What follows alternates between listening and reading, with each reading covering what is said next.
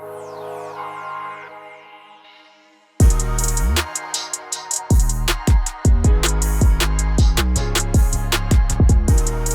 Jordan. What is up, Michael? Jordan, I had a way that I was going to start this podcast, this weekly upload that is going to go on for forever, for the foreseeable future, but I'm pivoting based on the last 10 seconds. I'm peeing it up based on what's going on with you. You're exhausted. You only slept 2 hours last night. You're still here. We're doing back-to-back pods today. We're banging them. These might be the best 2 podcasts we ever do. Not because you feel like it, not because you want to be here right now. There's probably a million things you'd rather do than this podcast right now, but we're banging out back-to-backs because you're doing what you're supposed to do. You're doing your duty rather than doing what you feel like doing in this moment. Yeah, man, I'm fucking tired. I was really hoping we were only going to do 1 podcast today, but I love how you're bringing the heat. You're going to carry the load for us today. You're carrying the load. No. You're carrying the load. I'm just you're carrying. You have the rock on your back going up the hill right now on 2 hours of sleep. And there's a lesson in there. There's a lesson in there that all of us can derive from this, which is do the right thing, even when you don't feel like it, even when no one's watching, like Jordan's doing right now for us. Love it. Now we got, and that might be work. That might be making content. That might be getting your workout in. That might be dialing in your nutrition. That might be a million things in life, but however that resonates with you, take it and run with it today. Next up, Jord. By the way, I'm amped up from the leg day I just had. I was going to say, you must have had a great workout this morning. I did. I literally just finished it like 18 minutes ago. Got a little protein here. Anabolic window.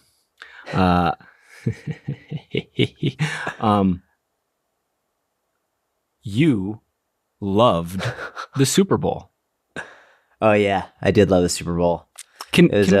David, can we quickly just splice in? I believe the exact words and tonality from Jordan a few weeks ago were, of course I'm not watching the Super Bowl. I think I said absolutely. Absolutely the fuck not, I think is what I said. And you got so mad. You were like, all right.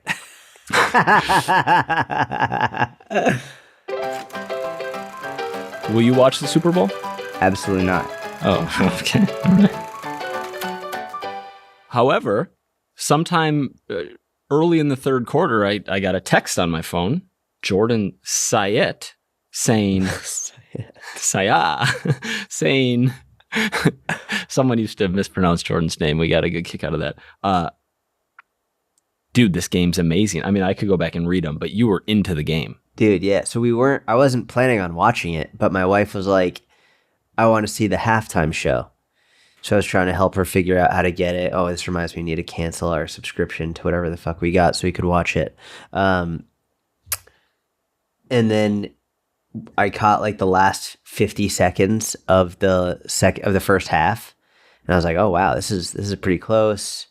Watched the halftime show, which I was like, what are all these marshmallows running all over the field? And I was also like, man, like they're really high up. I was like, that looks dangerous, especially I was like, she's pregnant and she's going really high up there. I was like, man, that's crazy. And then the second half started and I was like, I'll watch a little bit.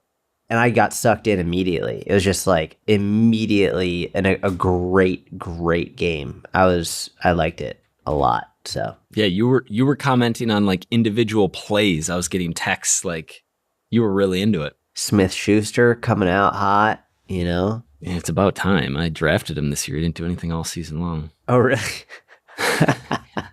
This is not going to turn into the fantasy football podcast. No, and the reason, we don't even have to get into it. I'm glad you enjoyed, and I'm glad Let's go into it. I was telling you on the phone, there's a corner of Twitter that like takes such pride in hating sports.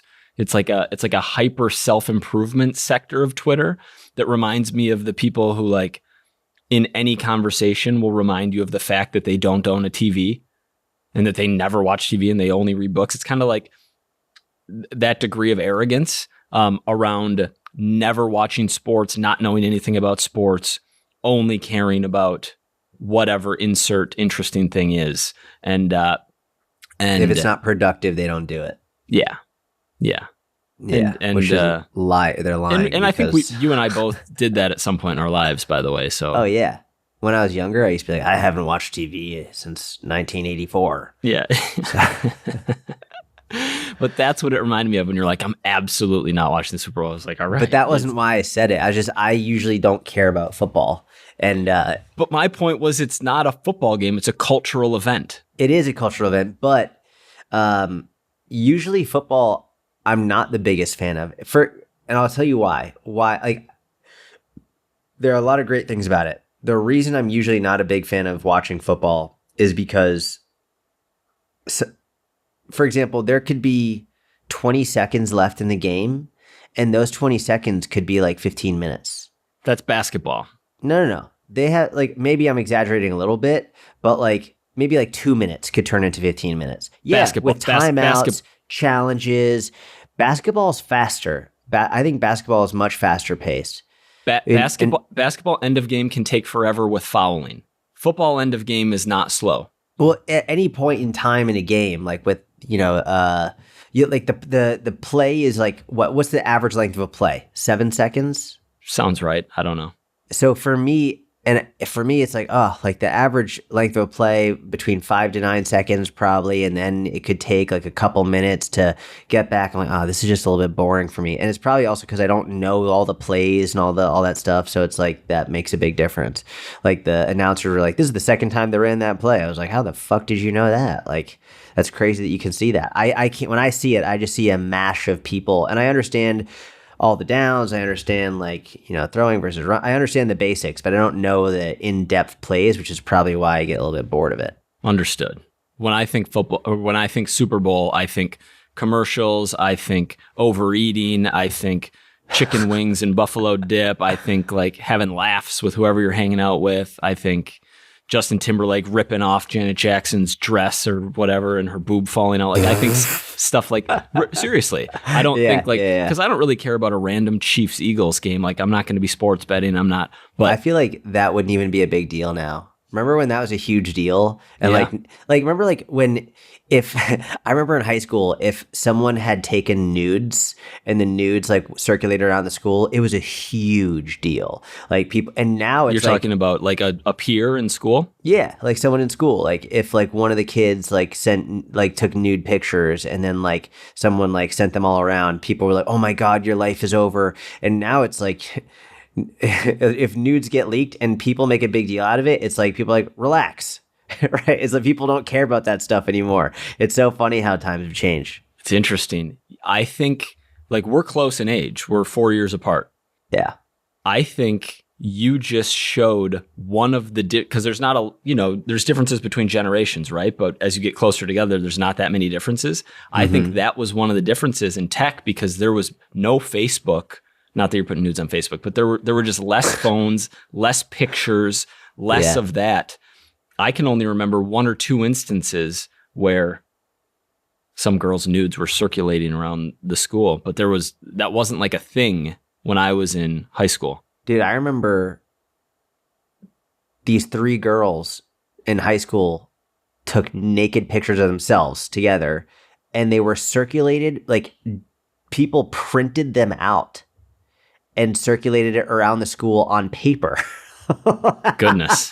Like it wasn't going around on phones. It was like literally like on paper. And then, so I think people would send them around via phone too, but it's pretty crazy how times have changed. And now it's like, whatever. Yeah. There's less like the Janet Jackson and that's a different Super Bowl example. Fiasco. Correct. Was just like, that was a huge deal. And now it's like, that wouldn't make a big deal at all. There's way more sexualization of everything in culture, in movies, in entertainment, on the internet. Like Rick Fitt's question in yesterday's Q&A in the mentorship, talking about potentially making content around porn and masturbation and like, weighing back and forth. Like all of that has just become so normal in society. For better or worse. We're not going to make moral judgments here on the Personal Trainer podcast. Not yet. Even though we want to, but we're not. We're gonna. We should. We're not. We cut out something where we had a spirited debate, and it's my fault. I don't even remember what it was. Okay, then I'm not going to remind you. But I don't know how to walk a line. I run through a brick wall, whereas you are more intelligent than I am, and I'm like a bull in a china shop. I'm not more intelligent. Actually, this translates well into something. You know, the advice that's like, you should write at a second grade level so that you can have a bigger audience and that so more people will like be able to get your content. I hate that. Now, I understand you shouldn't be making content specifically to impress coaches using big words, using like, very specific anatomical terms that your ideal client isn't going to understand, right? You want to make it basic enough for the person who you want to reach to understand. But if you're writing at like a kindergarten level or whatever the bar is, fourth grade level, I don't know, writing so that anyone can understand it, I don't think you actually want a client who reads at a third grade level. Like, I don't think you want to work with that person as an online fitness coach. This is an interesting discussion. Because I very often say you should be able to make something so simple a 5-year-old can understand it. With that being said, I think it's different in terms of what you are capable of doing versus what you actually do. So, for example, you should be so well versed in your knowledge and how to apply this and all that and how to explain it that if you needed to, you could explain it to a 5-year-old. But obviously you're writing at a 5-year-old level, like 5-year-olds, like, I don't know what their reading level is, but not very good. Yeah. Right. So it's like probably finding the balance between that like second grade level and college level. It needs to be somewhere in the middle, right? It's like, I think that even unless your target market is highly educated people within this arena currently, you know what I mean? It's very difficult. I'm with you. So there are multiple purposes to writing. Like, writing is how we think. Mm-hmm. Like, it's really hard. It's hard to just sit there and think. Like, writing and fleshing out your thoughts is a good way to think. If you're intentionally dumbing yourself down, then you're dumbing down your thinking. And maybe you're doing writing that's non-content specific writing, but I don't know. I've just heard in too many guru-y places like, never use big words and always make it so simple a third grader can understand it. And when I think of going way back years, like the people who I've worked with who, don't understand grammar and just like give me, a block paragraph that's a whole run-on sentence. It's like, I don't want to be working with third grade reading people. Yeah. Yeah. It's, I'm having all these different thoughts now because I agree in some ways, I disagree in other ways. I think it depends on so many things, not least of which who you want your clients to be. Also potentially the way in which you're distributing your content, right? Like if I'm doing a 60-second Instagram reel or a very an Instagram caption where it's relatively quick content to digest, I'm not going to make that complex because I don't have enough time to fully explain the nuance. So I'm going to make it more dumbed down and simple and practically applicable. Whereas if I'm doing a podcast or a YouTube where it's 30, 45, 60 minutes. Well, now I have the time to explain it in a very high level way and then go back and break it down and say, so this is how we explain it in a high level. Let's go back and break it down so you can understand it if you didn't understand that, and then reiterate it again at that high level so now you can internalize it. I think the longer form content, whether it's an article, YouTube, podcast, whatever, that's when you can use a much higher level of communication.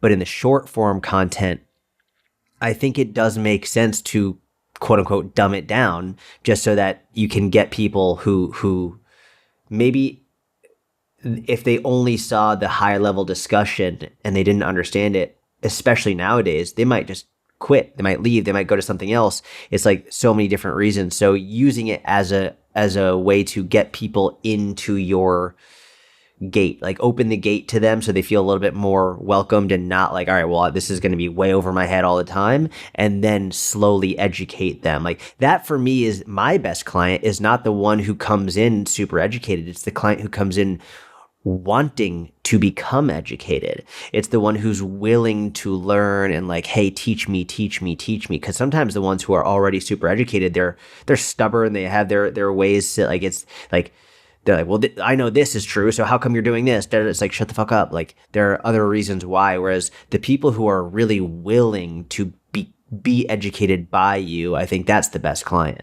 Agreed. And I think the people who are willing to be educated by you are going to fire up dictionary.com if they don't understand something in your content, similar to what you and I have done when consuming people outside of the fitness industry over the last 5 years.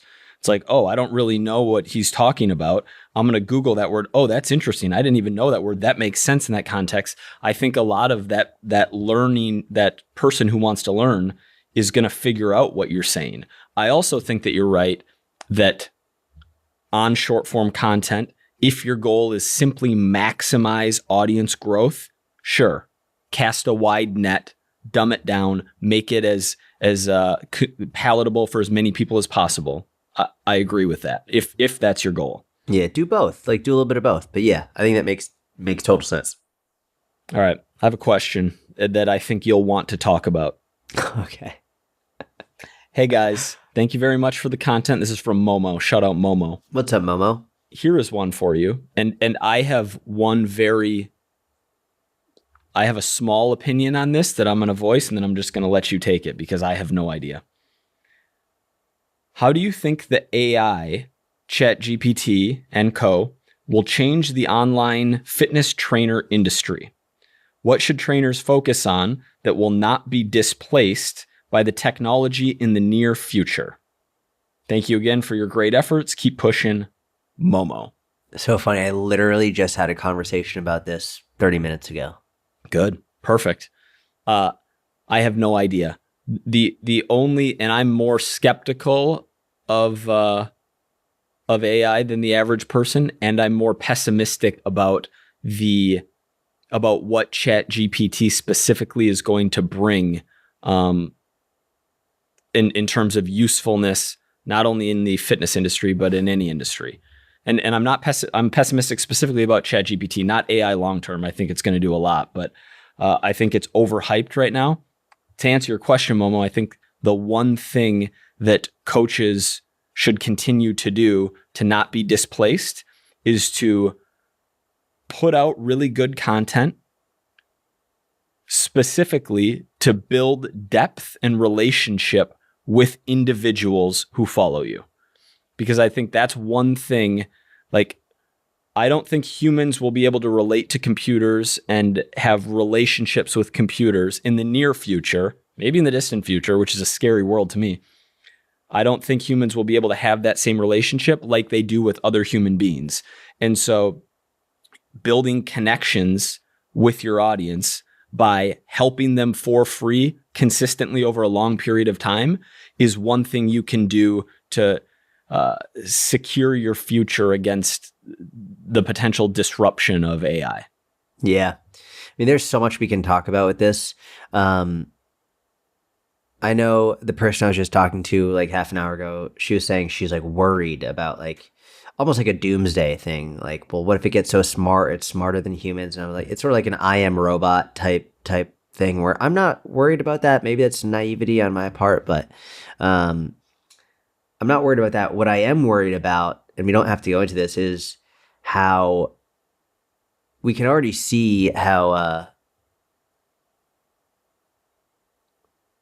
what we search online is censored, and there's censorship across the board by like it's humans who are controlling what we see. They decide like what we're going to put at the top of the Google search. On Google, for example. Yep. Google, YouTube, all this stuff. Like the Twitter files coming out showed us that this is real. And they also showed us that it's not just internally at these companies, but the CIA and the FBI have been involved in it as well.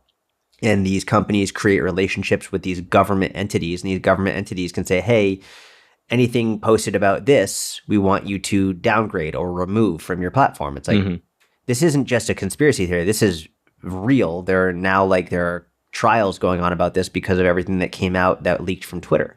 So I'm more worried about the information that will be pushed onto generations that anywhere they search, they will only be able to find a single narrative based on whatever group is in power wants them to see. That's like the only worrisome thing for me.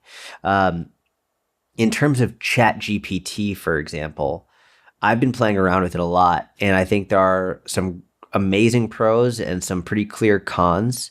For example, you can go on ChatGPT, and like I've played around with saying like, hey, write me a caption, an Instagram caption on the benefits of fiber, and it will write out a legitimate caption explaining the health benefits of fiber, why you should have it, how much you should have. Like it'll do it. The issue is it's even though it's decent and it's a great starting point, it does lack personality. It lacks personality and it lacks consistency with subsequent captions. So it might give me one voice in one caption, but then I ask it to write another caption and it's a completely different voice. And if you want to stand out in the fitness industry, the one thing that's going to make you stand out is you. Like that's it's not necessarily even the information as much as it is you, because the information is readily available to everybody. The reason people want to work with you is because it's you and it's you giving the information. It's your personality. It's your voice. And so if your voice is constantly changing because you're only writing your captions with ChatGPT, there's not much continuity. And it's very difficult for people to really resonate with you. Now, you could use it as a starting point to get like a base framework.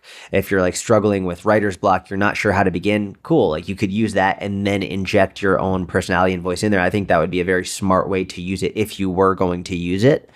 You could even use ChatGPT to come up with content ideas. Like, hey, you could literally say, give me like a 100-point content idea list for fitness and health. And it will do that for you. Like there are some really, like it doesn't have to write anything. It can just give you content ideas. So there are many great ways to use it. And I would actually prefer you use it from the perspective of just use it to spark ideas that only you can then mold with your personality and your thoughts and your history and everything that you can bring to the table. The way to stand out is to be yourself, because that's really the main difference. It's the knowledge, the information, like that's going to be similar across the board, but you're the variable and you're the asset. And so that's where I would say, using yourself as the draw as opposed to necessarily the information. How have you found the accuracy of the information as it relates to fitness or nutrition? Thus far, specifically in regard to fitness and nutrition, no other topics. Right. Thus far, it's been great. Okay. Thus far, the accuracy has been fantastic. I haven't done deep dives, for example, in like high level strength training program design. I haven't done that yet on ChatGPT. I haven't done high level individualization for, let's say, like, well, how would I deal with a petite woman who's 4'11", 110 pounds, and like, how would I go about making a meal plan for her that's sustainable? I haven't done that high level stuff yet, and I think that like it would be very interesting to see that. But in terms of basics, like benefits of fiber, benefits of cardio, benefits of strength training, motivation, these basic things where it can just spit out basically pretty run-of-the-mill generic responses, the accuracy's been there for sure.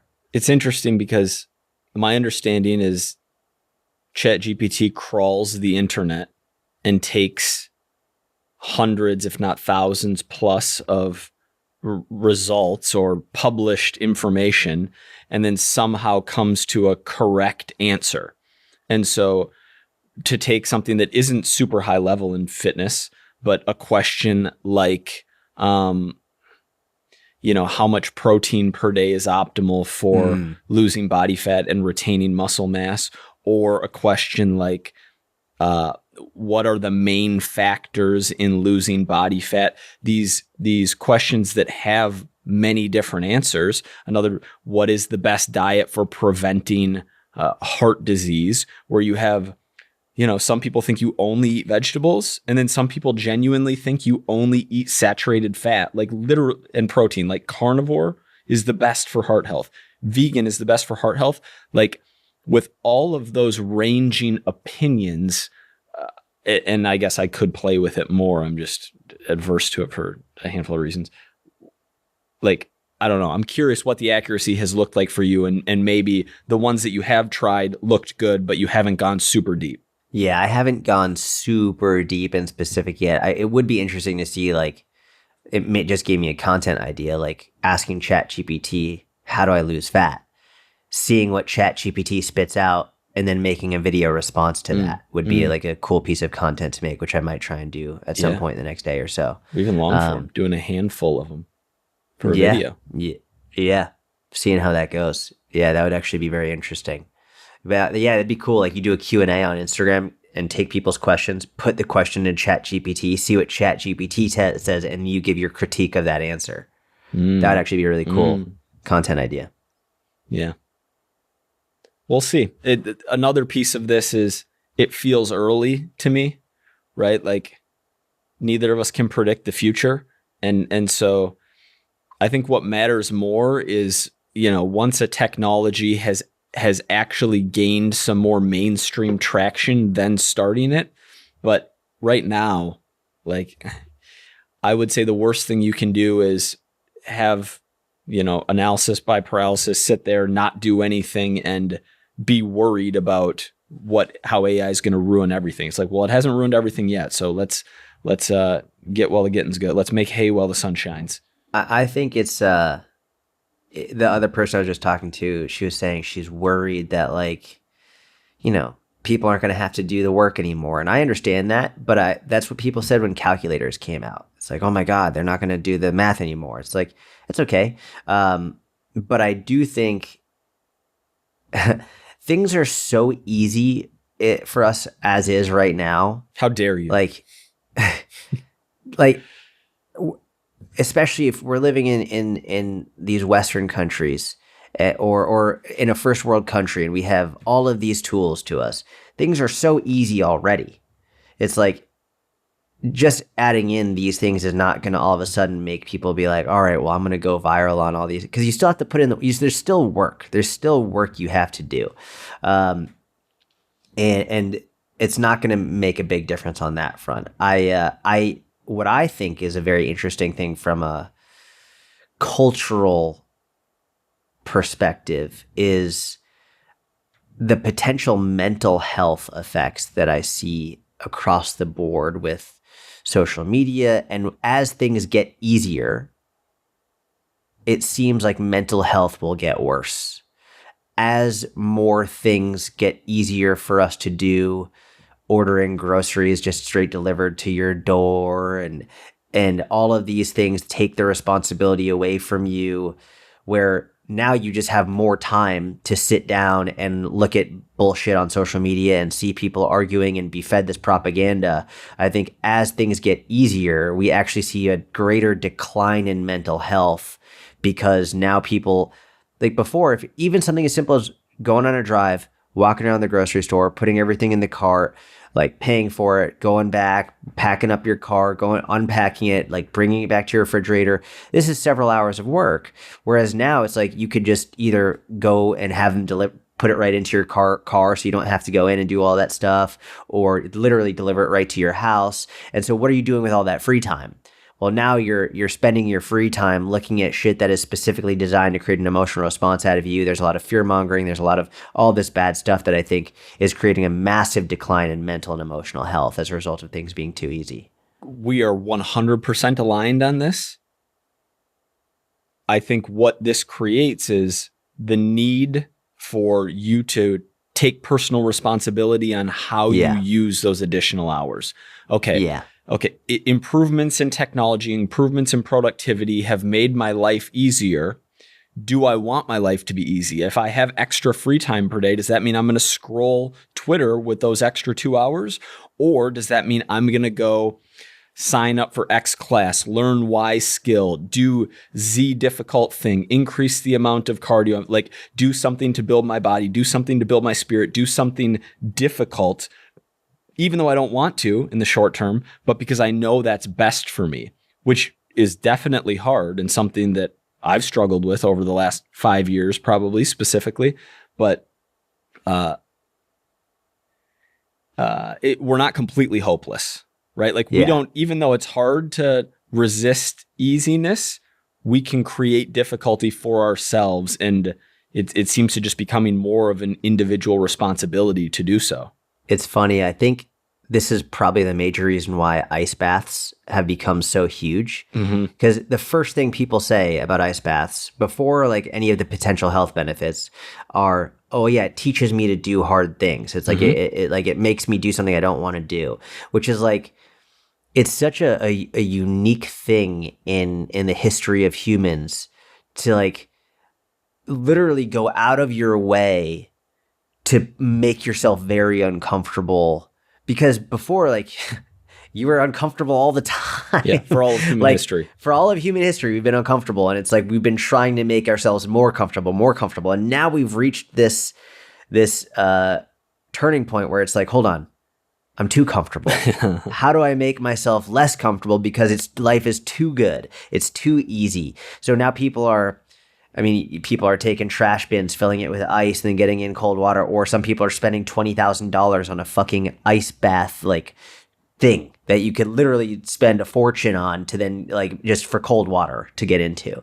And I think people are like, they're excited at the thought of doing something hard. They're like, this is really difficult. I want to do this. It's almost like Jordan Peterson, how he talks about how when he speaks to a crowd, how people are really excited when they hear him talk about taking responsibility for things. Like, they need to take responsibility. They're yearning for it. It's like it's another aspect of this. Like, people are yearning for doing something hard. And it's funny because an ice bath, if we really break it down, it's an easy way to do something hard. If that makes sense. It's like quick. It's quick. It doesn't take much time.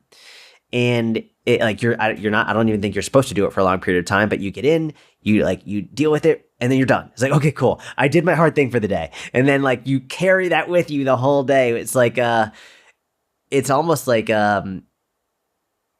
if it causes you to then embrace that and continue to do hard things, that's then I think it's getting the benefit. But if that's your one hard thing for the day, like, it's sort of you just trying to be able to tell people and maybe tell yourself that you're doing hard things when really you're not.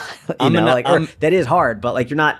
What are you doing afterwards? I'm not a cold water immersion guy myself, but I'm still going to defend those people here in a few ways. One, I completely agree with you that my hope is that if that's your first step, that then you do other hard things. I hope so, yeah. To make your life better.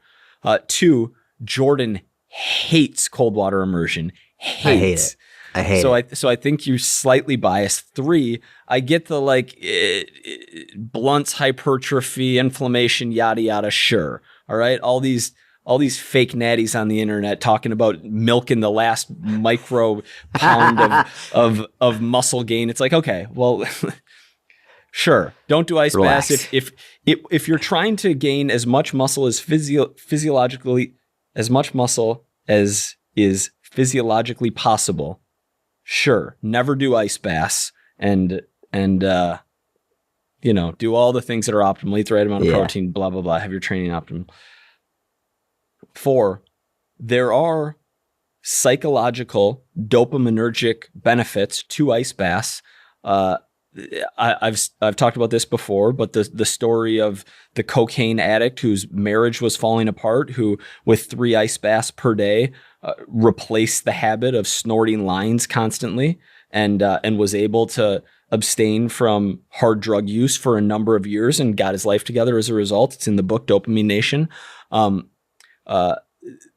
There is not only a spike, and by the way, I don't take cold baths. I think there are way better ways to do hard things, but there's a spike in dopamine post ice bath that is sustained for 2 to 3 hours, meaning it's not like cocaine's like this, video pods, shoots up, shoots back down. Cocaine, that's why people who do lines like do them constantly. They're going to the bathroom of the club every 20 minutes, just like busting lines off of keys. Don't do this, kids at home. I anti-drug, bringing back the 1990s, dare.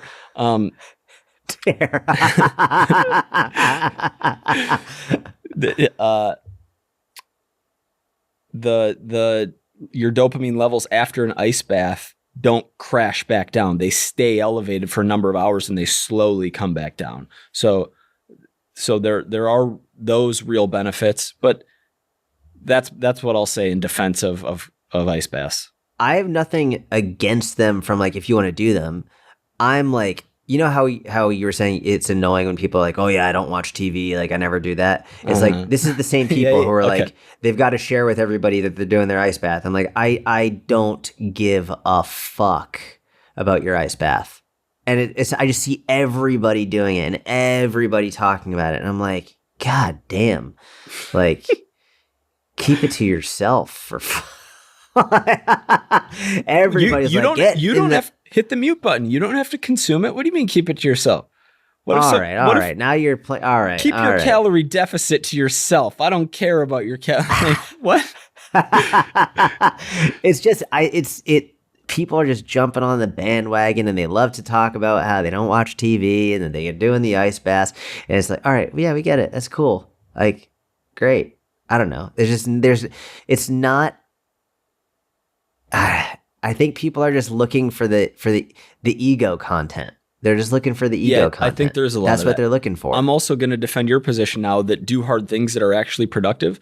Like you training jiu-jitsu hard for the last number of years. That's a hard thing that you do every single day that takes longer than an ice bath and also gives you a skill that has value in life to a greater degree, in my opinion, than an ice bath gives. Without question. Yeah. Well, yeah. I mean, unless you're on cocaine withdrawals and you're trying to or if you're like running away from a murder in an ice storm and you need to jump into a frozen lake to escape and like your body's adapted to it, then yeah, great. Hey, but if you want to optimize the amount of muscle you have, never ever go in cold water. It's like, all right, what does optimize even look like for a non-drug user?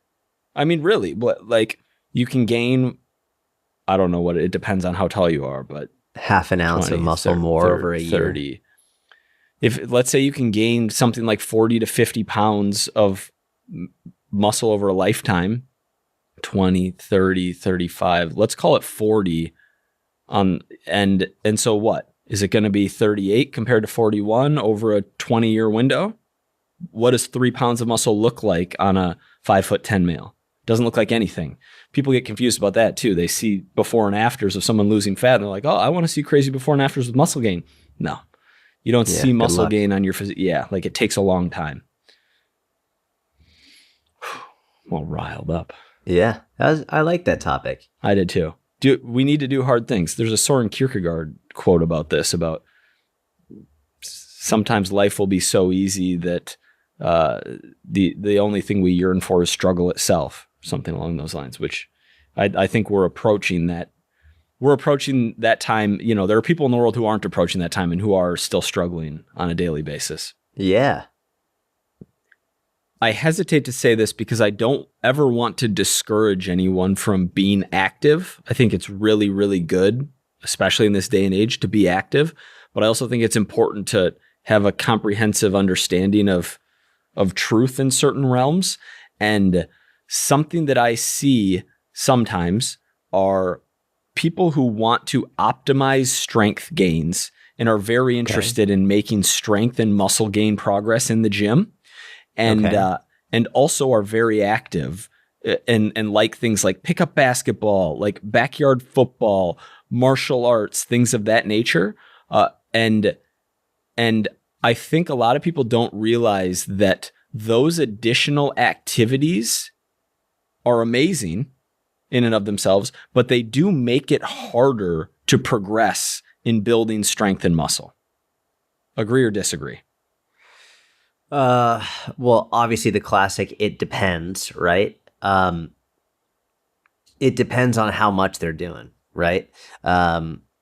If they're like doing it for like 3 to 5 hours a week. Yeah, it inherently makes it harder just because you're expending more energy. There's less time that you can put into the gym. There's less effort and energy and intensity that you can put into strength training. So yeah, absolutely. I think that in the fitness world, especially in our end of the fitness world, I know I used to struggle with this a lot. I assumed people wanted to be bigger and stronger than they really did.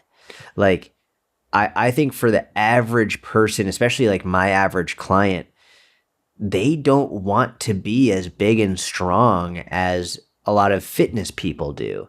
I'll never forget. Do you remember Martin Birkin?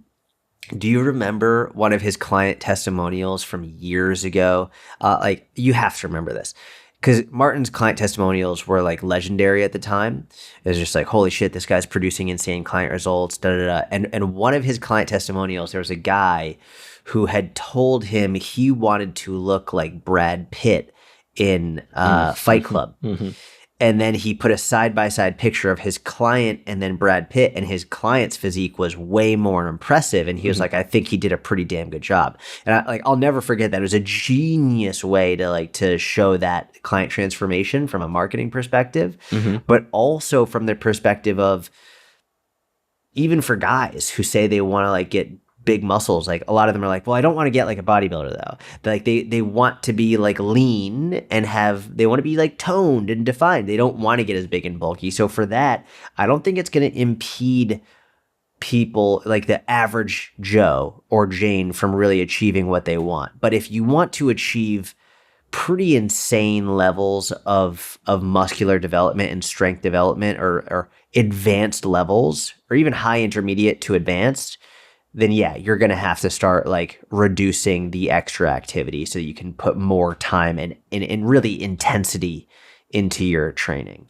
I've just seen in myself and in so many clients stall out on strength progress and find less enjoyment in training and then reduce other activity and watch results in the gym skyrocket. So I'm not making a judgment call on whether or not the sacrifice of optimal progress for the enjoyment and benefit of the other activities. I'm not making a judgment on what you should or shouldn't do, but I'm saying, in fact, if I was to make a judgment, I'd say do those other activities. Like I think it's probably the right path for most people from a mental and physical health perspective, but those extra activities do make it harder to make that progress in the gym. 100%. And that's something you need to realize, especially if you're kind of the neurotic type who is really trying to make as much progress as possible. Understand that extra stuff you're doing isn't helping you, like sports specifically. I have that conversation occasionally now, but I used to have it all the time when a lot of my clients were powerlifters. Mm-hmm. I bet. When they wanted to compete, even recreational, not like high level. I mean recreational men and women who were between 18 and 60 who were competing in powerlifting. And they're telling me how they're doing, whether it's like CrossFit or they're going like rucking and all this stuff. And it's like, and then they're also trying to do powerlifting. I'm like, well, yeah, like, of course your max has an increased rate. You already have a relatively intermediate to high intermediate level of strength. So your progress is going to be slow anyway. And then you're going on like 12-mile rucks throughout the week. Of course, you're going to be, not only is it going to be more difficult because of that lack of energy, but I remember Eric Cressy would talk about this all the time. He would always talk about how he would, like, he's a baseball guy, right? So baseball is a very like anaerobic, alactic sport, or like quick, explosive. When you run from home to first or any of the bases, like it should be like a couple seconds. It's not a long duration thing. When you take a swing at the ball, boom, it's quick, explosive, it's powerful, anaerobic, alactic, as powerful as it gets. So he's like, why am I going to have someone go on 45-minute runs and train the complete opposite energy system that they need to be training when they're a high level professional athlete in this sport? So if you're trying to compete at a high level, then it makes sense to, at the very least, minimize, if not drop those things entirely. But if you're just a everyday, I want to strength train, but I also want to do this and I also want to do this, like, go for it. But yeah, it inherently makes it harder for sure. Great episode. Thank you so much for listening. We hope you have an incredible week. One quick thing before we're done. We have one ask. Please subscribe to our YouTube channel at Personal Trainer Podcast. We're going to drop it down in the show notes as well, a link to our YouTube channel. We're going hard on YouTube. We're putting all these episodes on YouTube. We're putting shorts on YouTube. We have shorter episodes or shorter like micro content on there, 5 to 10 minute videos. And we would really, really, really appreciate if you would drop us a subscribe on YouTube. We're pumping these out. We don't have advertisers here on this podcast. We're not spamming you with, Peloton this and, protein powder that. So in exchange for this episode, we'd really, really appreciate if you subscribe to our YouTube at Personal Trainer Podcast. Thank you. We love you. See you soon. This guy says he's not a sales guy. That was amazing. What a pitch. The pre-workout is still coursing through my veins. All right, we're going to go record next week's episode right now. Let's go. Bang.